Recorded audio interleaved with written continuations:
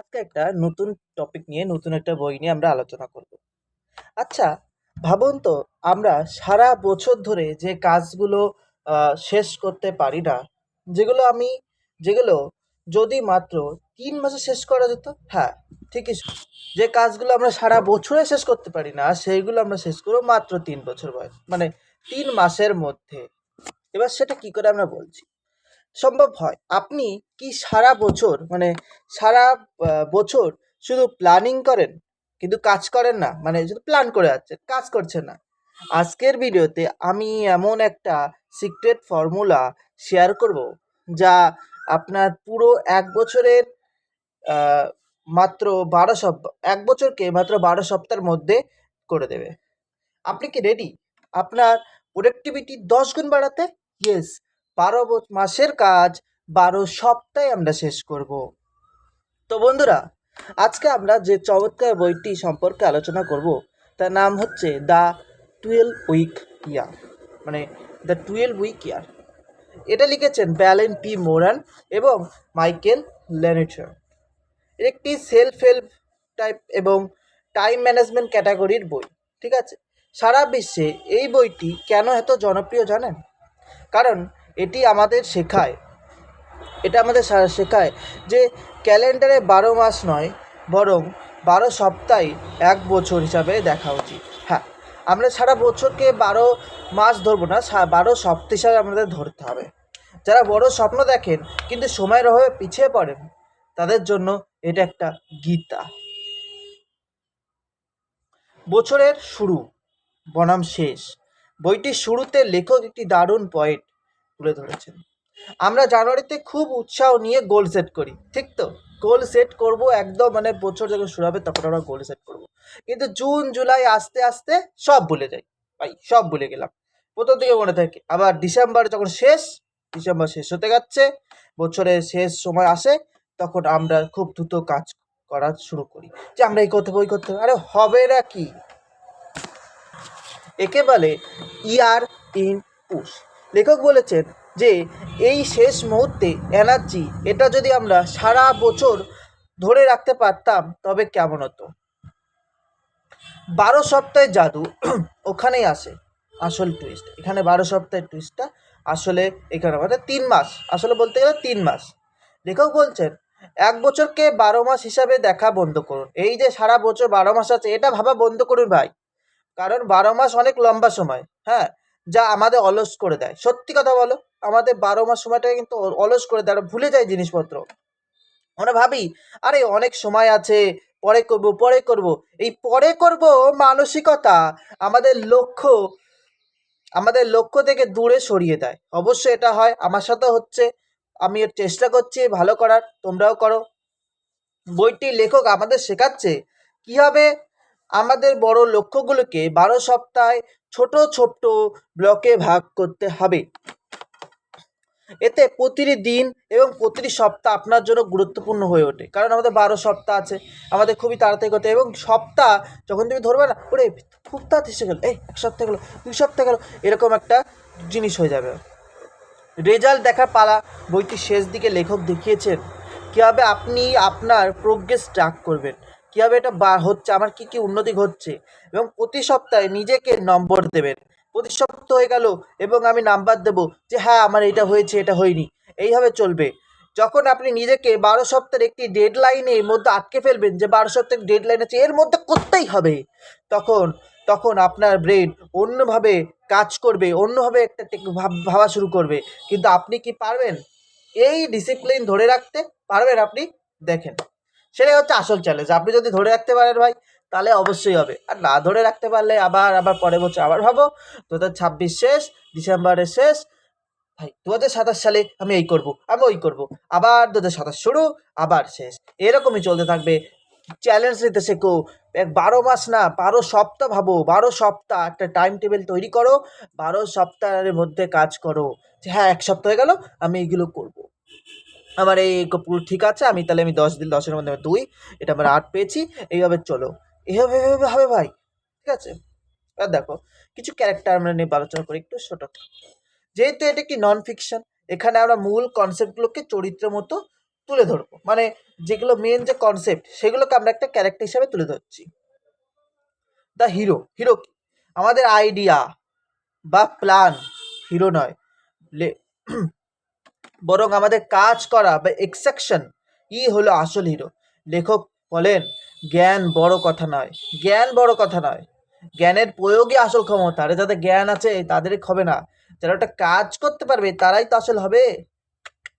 ব্যাপারটা আছে দেখো, আমাদের ক্লাসে অনেকেই ভালো স্টুডেন্ট আছে, তারা যে সবাই যে বড় লোক হবে বা বড় বড় বিজনেস করে তার কিন্তু না। দেখা যাচ্ছে তারা কোনো কোম্পানিতে কাজ করে বা কি বলে, মানে তারা কোনো অফিসে পদে থাকে, কিন্তু তারা সেই কোম্পানিটা খুলতে পারে না, হেডে যেতে পারে না। পলিটিশিয়ান কিন্তু সবার উপরে থাকে, কারণ ওটা জ্ঞানটা সঠিকভাবে সঠিক জায়গায় কাজ করতে পারে।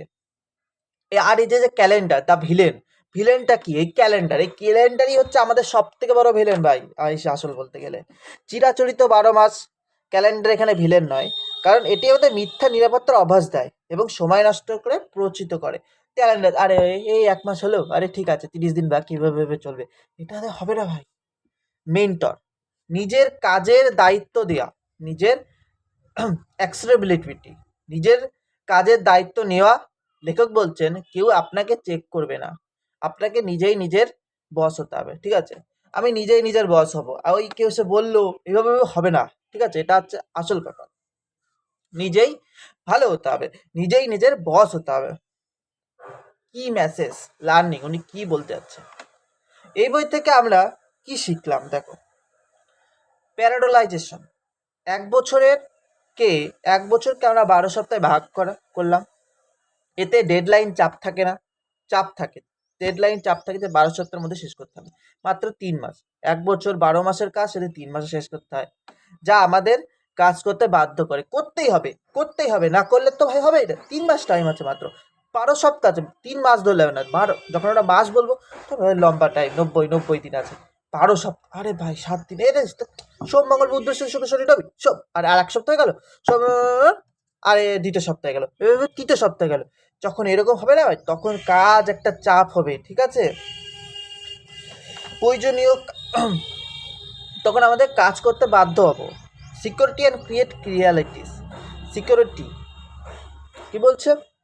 যখন আপনি জানেন আপনার হাতে, যখন আপনি জানেন আপনার হাতে মাত্র 3 মাস টাইম, 3 মাস দেখেন 3 মাস টাইম আছে, তখন আপনি অপ্রয়োজনীয় কাজ বাদ দিয়ে শুধু দরকারি কাজগুলো করেন। দিনে এরকম তুমি ভাবতে পারো যে আমার ভাই মাত্র 4 ঘন্টা আছে, এই 4 ঘন্টার মধ্যে আমি খুব তাড়াতাড়ি কাজ করতে হবে, তখন ওই ফালতু ফালতু জিনিস, ফোন দেখলাম ওইসব আসবে না। কাজ করতে হবে, ওই 3 ঘন্টা আছে বা 4 ঘন্টা আছে, ওর মধ্যেই কাজ করতে হবে। লেট হয়ে গেলে পারবো না। একটা টাইম টেবিল তৈরি করো, কেউ বলে দেবে না টাইম টেবিল কে কী হবে, নিজেই বানাতে হবে টাইম টেবিল। ঠিক আছে, নিজেই বানাতে হবে, প্রতিদিনের ছোট ছোট ব্লকে বানাও। আর বছরে ওটা 12 মাস ধরো না, ওটা 3 মাস বা 12 সপ্তাহ, বেশি হবে যদি সবচেয়ে ভালো হয়। 12 সপ্তাহ তুমি টার্গেট নাও, সব থেকে ভালো হবে। 3 মাস না, 12 সপ্তাহ টার্গেট নাও। 12 সপ্তাহ শুনতে বসে লাগছে, কিন্তু ভাবতে অনেক কম লাগছে। অপ্রয়োজনীয় কাজ বাদ দিলে শুধু দরকারি কাজ ফোকাস করবে। এই মেজারমেন্ট, প্রতিদিন কাজের স্কোর রাখা, যে আমি কাজ করছি কতটা পাবো, এরকম একটা ভাব করো। আপনি যদি আপনার প্রোগ্রেস মেপে না দেখেন, মানে আমি কতটা প্রতিদিন করছি সেটা যদি না মাপি, তবে আপনি কখনোই উন্নতি করতে পারবেন না। আর প্রতিদিন একটু করে যা করেছো সেটা ভাবো, আমি একটা ইউটিউব চ্যানেল বানিয়েছি, আমি এখানে ভিডিও বানাচ্ছি, আমি প্রতিদিন চেষ্টা করছি একটু ভালো করা, একটু ভালো করা, এইভাবে চেষ্টা করছি। তোমরাও কিছু ভালো শেখার জন্য, হ্যাঁ আজকে আমি এইটা বই পড়লাম, কালকে আমি ওই বইটা পড়বো। তো আজকে আমি যে বইটা পড়েছি, এই যে বইটা পড়লাম, তো দ্য 12 উইক, এটা তুমি কী শিখলাম একটু নোট করে লিখে দিলে, ছোট্ট করে একটু নোট করে লিখে দিলে, এরকম করে আস্তে আস্তে ধীরে ধীরে ধীরে ধীরে তুমি প্রোগ্রেস করবা। যদি ভাবো না ঠিক আছে দেখলাম হয়ে গেল, আর কিছু না, আমি লিখবো না, আমি বুঝবো না, আমি একবারই দেখে ছেড়ে দেবো, আমি স্পিডে দেখে নিলাম, এসব ভাবলে হবে না। হ্যাঁ, এসব ভাবলে উন্নতি হবে না। ঠিক আছে, অবশ্যই তুমি জিনিসটাকে বোঝার চেষ্টা করো। আমার দেখলে আমাকে দেখাবার, আমাকে আরেকবার দেখো, আরেকটা দেখো, অন্য ভিডিও দেখো, এরকম দেখে ওভারঅল তুমি করো। তারপর নোট করো, তুমি বই পড়ছো, বই পড়ে প্রতিদিন যা পড়ছো সেটা তুমি নোট করো। তুমি আজকে ক্লাসে গেলে ক্লাসে যা পড়ালো ভালো করে বুঝলে, বুঝার পরে নোট করো। এরকম করে আস্তে আস্তে আস্তে আস্তে পারবে যে কি আমি উন্নতি করতে পারি, কোনগুলো আমি ভালো করে পড়তে পারি, সেগুলো তুমি বুঝতে পারবা। আমি যদি আমার পার্সোনাল ওপিনিয়ন দিই বা রিভিউ, আমার ব্যক্তিগত মতামত হলো এই বইটি বর্তমান সময়ের জন্য অত্যন্ত প্রয়োজনীয়। দেখো এখন যে অবস্থা, এটা খুবই প্রয়োজন। আমরা বছরে প্রথমে ভাবি, লাস্ট থেকে আবার ভুলে যাই, পরে ভুলে যাই, লাস্ট থেকে আবার ভাবি, আবার এভাবে চলতে থাকে। আমাদের চারপাশে হাজারো ডিস্ট্রাকশন মাঝে ফোকাস থাকার জন্য এর চেয়ে ভালো টেকনিক আর নেই ভাই, নেই। এইটাই হচ্ছে সবথেকে ভালো টেকনিক, ঠিক আছে? এটা ভাবো, একটু মনে রাখার চেষ্টা করো। কারণ দেখো, ফোন চলে আসবে, এই চলে আসবে, যখন ডেডলাইন চলে আসবে না, আর ওই 1 বছর 12 মাসের ডেডলাইন ধরো না, 12 উইকের ডেডলাইন ধরো, বা 3 মাসের ডেডলাইন ধরো, যে হ্যাঁ তুমি করতেই পারো, কিন্তু ডেডলাইন তুমি এভাবে ছোট ধরো, না তো হবে না। যারা স্টুডেন্ট আছে, যারা অন্টারপ্রেনার বা কর্পোরেট জব করছেন, সবার জন্য একটি মাস্ট রিড, এটা পড়তে হবে। এই বইটা পড়ো একবার। তবে হ্যাঁ, বইটি পড়া সহজ, এর পড়া কিন্তু সহজ। এবারে পড়লে লাভ হয়ে গেল, ভিডিও দেখে নিলাম, বুঝে নিলাম, হয়ে গেল। কিন্তু নিয়মগুলো মেনে চলা ভাই খুবই কঠিন, খুবই কঠিন। কিন্তু হ্যাঁ, যে পারবে সে তো পরে বুঝতেই পারছো কতটা ভালোভাবে। কিন্তু আপনি যদি একবার শুরু করতে পারেন, আপনার লাইফ টাইম মানে লাইফ স্টাইল বদলে যাবে। আমি এটা বলতে পারি, যদি আপনি কোনোভাবে কষ্ট করে যদি এই ভিডিওটা মানে এইরকম করতে পারেন, ডেডলাইন ফিক্স করে আপনি যদি আপনাকে নিজের চেষ্টা করেন, তাহলে আমি বলতে পারি যে নেক্সট 2027 সালে আপনার জীবনে একটা বিশাল কিছু আসছে, মানে যদি পুরোপুরি আপনি করতে পারেন। এবার দেখো, এন্ডের দিকে চলে এসেছি, বেশি বাড়াবো না, ছোট করে একটু বলে দিই। বন্ধুরা, আপনি কি আপনার পরবর্তী 12 সপ্তাহের গোল সেট করেছেন? করে নাও, মানে এখনই তো করোনি, করে নাও, সেটটা করে নাও। কমেন্ট করে আমাকে জানান আপনার সব থেকে বড় লক্ষ্য কি। হ্যাঁ, আপনার লক্ষ্যটা কি সেটা অবশ্যই কমেন্টে বিলোতে দিয়ে দিন, তাহলে একটা ফিক্স থাকবে, হ্যাঁ আমি এটা বারবার দেখবো আর করব। আর যদি ভিডিওটা ভালো লেগে থাকে, সত্যি যদি ভিডিওটা একটু ভালো লেগে থাকে, এবং এরকম যদি আরও বইয়ের সামারি সহজ বাংলাতে শুনতে চান, তবে ভিডিওটা লাইক করুন এবং বন্ধুদের সাথে শেয়ার করুন, ঠিক আছে? আমি খুব চেষ্টা করছি, যদি ভালো লেগে থাকে like, subscribe, bell icon click করে রাখুন, এবং বন্ধু যারা আছে তাদেরকে এটা পাঠিয়ে দেবেন। আমাদের এই ফ্যামিলিতে যুক্ত হতে গেলে প্লিজ সাবস্ক্রাইব করুন, করতে ভুলবেন না, কিন্তু সাবস্ক্রাইব করে যুক্ত হয়ে যান আমাদের ফ্যামিলির সাথে। দেখা হচ্ছে পরের ভিডিও, পড়ো, এবং আরও কোনো খুব সুন্দর অসাধারণ একটা বই নিয়ে, যার সামারি আমরা সহজ সরলভাবে আবার বর্ণনা করার চেষ্টা করব। ধন্যবাদ, থ্যাংক ইউ, সাবস্ক্রাইব প্লিজ।